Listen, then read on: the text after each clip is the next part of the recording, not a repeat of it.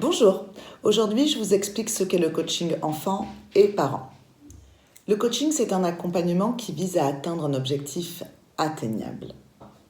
Le métier du coach, c'est de guider, d'accompagner, de clarifier l'objectif à atteindre et de vérifier si il ne met pas en péril ce qui existe et qui fonctionne. Alors, quel type d'enfant concerne le coaching ? Il concerne en fait tout type d'enfant qui rencontre des difficultés émotionnelles, comportementales ou bien même encore relationnelles, et ce que l'enfant soit dit neurotypique ou neuroatypique.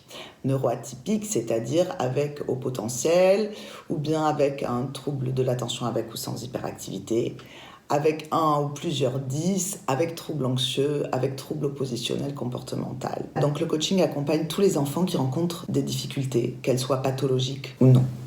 Alors on me demande souvent à quoi ressemble une séance de coaching. Les séances de coaching, elles ne se ressemblent jamais, ni entre clients, ni entre séances. Elles sont plutôt créatives pour certains, plutôt introspectives pour d'autres. En fait, tout dépend de l'état d'esprit de l'enfant ou de l'adolescent ce jour-là. Tout dépend également de ce qu'il sait faire, de ce qu'il est en capacité de faire et de ses envies surtout. Moi, mon travail, c'est de développer des stratégies d'action pour l'amener, par le biais de ce qu'il sait faire, à aller contrecarrer ses zones de difficulté, donc ce qu'il ne sait pas faire ou ce qu'il pense ne pas savoir faire. En coaching, on ne se demande pas pourquoi la situation est compliquée, mais on se demande comment on va pouvoir la rendre moins compliquée. Le coaching est un travail qui se veut efficace parce qu'il est assez court dans le temps. Le processus du coaching dit classique compte entre 8 et 10 rendez-vous. Si au bout de 8, notre objectif est atteint, on s'arrête à 8, on clôture et on pérennise l'atteinte de l'objectif. Si à 10, on se rend compte qu'il faut quelques rendez-vous de plus pour venir sécuriser la situation, alors on peut aller jusqu'à 12. En tout état de cause, l'idée c'est que le coaching s'arrête à un moment donné pour marquer l'atteinte de l'objectif ou bien pour dire qu'il est en cours d'acquisition. Le coaching n'a pas valeur à durer dans le temps. La durée des séances de coaching, pour les enfants, il s'agit de 45 minutes.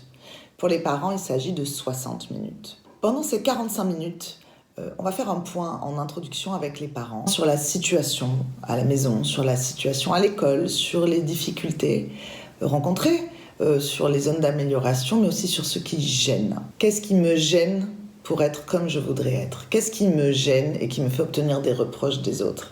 Qu'est-ce qui me gêne pour réussir comme je le veux ? Et comment je vais pouvoir travailler pour me débarrasser de mes gênes ?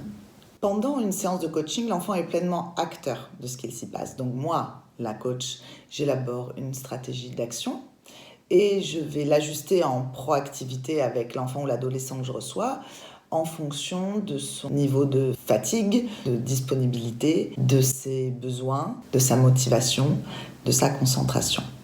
Par rapport à ça, on ajuste et on peut décider de prendre le problème de face ou bien de le contourner. Alors lorsqu'on le contourne, justement, le problème, on s'appuie sur ce qui fonctionne et on fonctionne en renforcement positif. La relation entre le coach et l'enfant coaché, c'est un rapport privilégié de neutralité, de bienveillance et de permission.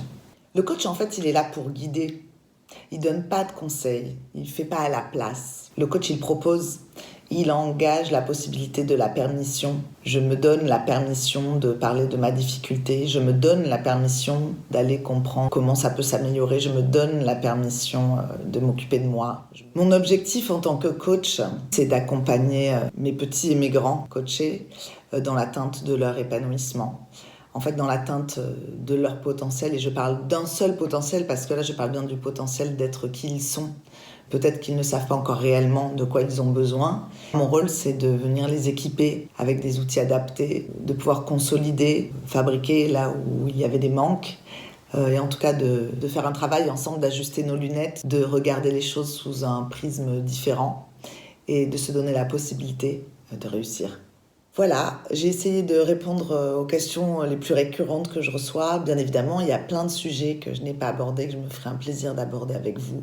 Donc n'hésitez pas à me contacter via mon site www.souslepréau.fr. À bientôt.